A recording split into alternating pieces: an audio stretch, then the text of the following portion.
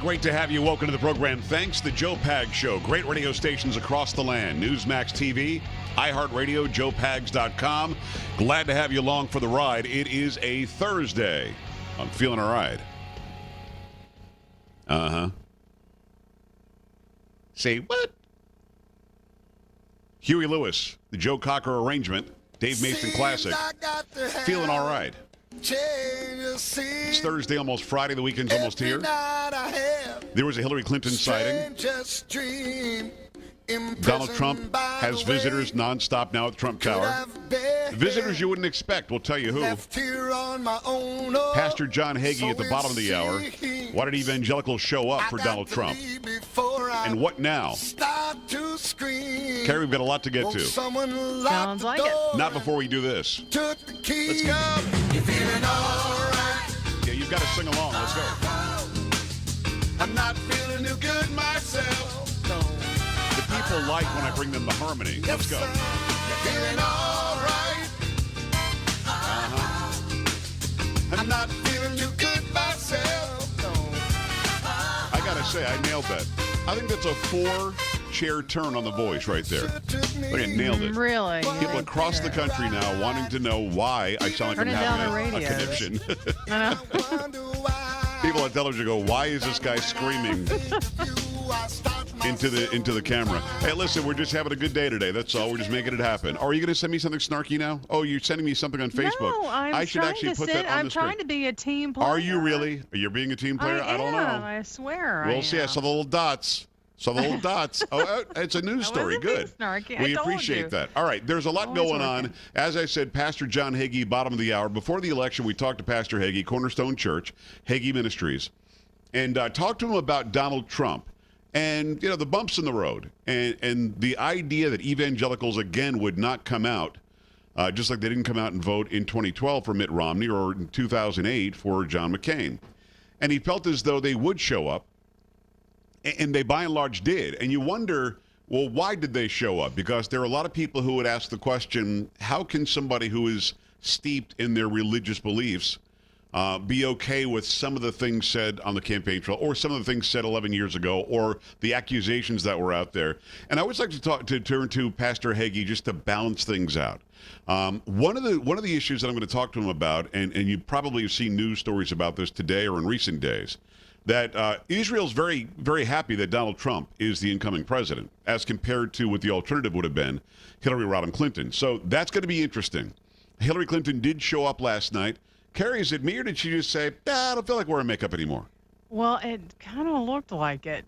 Am I speaking out of turn here? Very tired. No, you're not. She didn't look as good as she had on the campaign trail. Right. I'll say that. So I will have some comments from her from last night. She was at some raising money for something fund. Actually was honest and said, I didn't really feel like doing this. So I found that to be pretty interesting. It was like the most honesty we've gotten from a Clinton in many, many years. So we'll talk about that. But I want to start with Mitt Romney. Did I misunderstand Mitt Romney, I don't know, about 6-8 months ago? Almost a year ago, when he basically called a news conference to spend 15, 20 minutes completely lambasting Donald Trump, the candidate. Yeah. He's a piece of garbage. He's a fraud. It's make-believe. He's not even a good businessman. He's a piece of crap. I mean, he didn't say those words exactly, but that's the context, right? Yeah, pretty much. Over and over. And again, Mitt Romney wasn't running. Mitt Romney, when he was running in 2012, Donald Trump showed up at his side, made a huge contribution, and Mitt Romney sang his praises. Wow, what a wonderful guy, how incredible he is. Mitt Romney, no love lost there. Went after Donald Trump vehemently. Quite literally, in my opinion, and probably can be borne out in the facts, just like George Herbert Walker Bush and others, quite literally would rather have seen Hillary Clinton win than Donald Trump. That's what's real. And now the word is today. I mean, I've got this right? You do, yep. They're going to meet this weekend. Yeah. What the beep? I know. It's a little shocking. What did I miss? So I don't know. You start to think to yourself, you had little Marco, who Donald Trump called little and a short guy and whatever else, and he gets all hot-headed and he's like a baby. And then Marco made fun of his hands and then made some reference to his other manly parts. And suddenly they were friends again in Florida, so they both could win an election there, and they both did. And then you had Ted Cruz, and who's sending out pictures of whose wife and who's making fun of somebody Ted. else, and he's lying Ted, and the guy's holding a Bible, and he's lying as he's holding the Bible, and blah, blah. He spent 5 hours at Trump Tower yesterday. And again, the word I get from the inside people, because I've got the inside people, is that they were not talking about Attorney General or SCOTUS, Supreme Court of the United States. But I don't know. I think that certainly when you spend that much time there with his transition team and a full hour with Donald Trump himself, you're going to talk about the potential. And Kellyanne Conway, you could put to rest the Supreme Court talk, because Kellyanne Conway said, Mr. Trump, President-elect Trump, put out this list of 21 potential justices, and he's going to stick to that list. Now, do you remember what it was that caused Ted Cruz to come out and say that he is now backing the candidate and that he's going to go out there on the campaign trail? Do you remember what it was that caused that to happen? I just mentioned it. Here's a hint. I just mentioned it. I don't remember. The Tell me list. again. The Supreme Court list. And when Trump put out the list of 21 names, Ted Cruz saw the names and went, "Oh, whoa, wow, this will be great."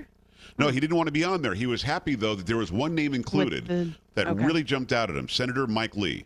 He was very happy that Senator Mike Lee was included in that list, and he is on that list. So will Ted Cruz get a look as a Supreme Court justice? The answer, as far as I can tell, is no, but there really isn't anything that is by the books here in how we're going forward with this presidency. So if something were to change, I wouldn't be surprised. But Mr. Trump said, this is the list. Kellyanne Conway today or yesterday said he's going to choose from that list, the list that he gave out. That was his pledge that he's going to do that. So that makes one think, if Ted Cruz does have a position or a role to play in the administration, it could in fact be Attorney General. Again, I'm being told by the Cruz folks, people close to him, that that's not really what they talked about. They talked about his leadership role in the Senate and how he can help with a Trump agenda, a conservative agenda going forward for the United States of America, a constitutional agenda going forward. Either way, having Ted Cruz in the fold makes a lot of sense to me. Makes a ton of sense.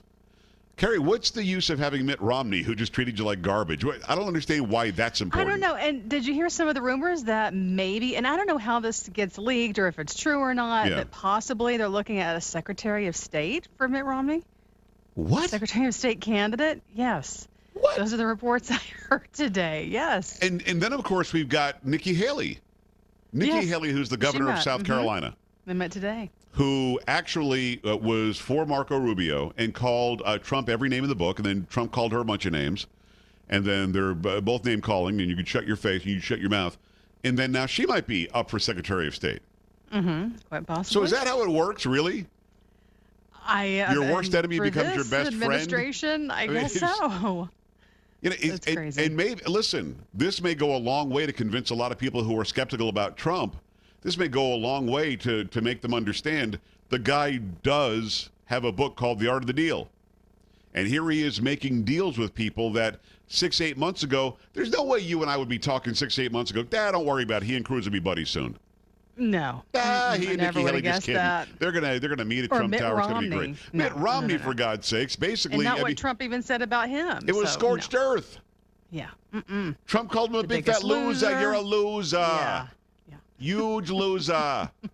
So, I mean, I don't, there you go. I mean, are these talented people? Are these good people? I think that Ted Cruz is amazing. He's one of the foremost constitutional legal scholars we have in the United States Congress. Got Nikki Haley, who is of immigrant parents from India. And she has done nothing but push forth conservative values in South Carolina, and I think that she's a very good governor. But, man, when you say horrible things like that, we're just supposed to ignore them? Really? Is that what we do? Okay.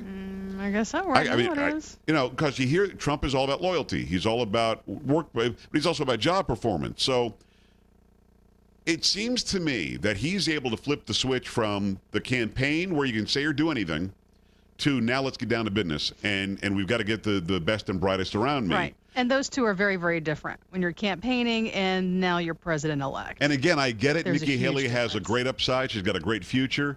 Ted Cruz has a great upside. He's got a great future, and he could be a real a cog in the gears in the Senate to stop this establishment crap and really push forth a great constitutional plan. But Mitt Romney? The guy, I mean, look, he seems like a nice enough guy, but he's like 70. He's not running for anything. He's got no power. It's not like he's going to be an assist to this administration, unless, of course, as you say, there is a job Trump would think that he'd be perfect for, and he's going to plug him in there. And what is the confirmation announcement look like? You know, what does the speech look like with the President Trump announcing his, let's say it's Secretary of State Mitt Romney. Romney walks up and says, I was kidding. I mean, what happens at that point? He walks up and says, all that stuff. Come on, man. We're just playing around. He's great. I love the Trump, man. No big deal. I'm all about the Trumpster.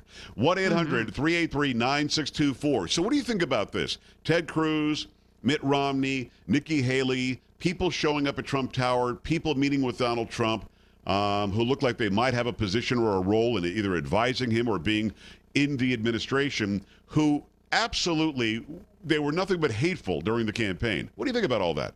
1-800-383-9624, joepags.com. Stay here.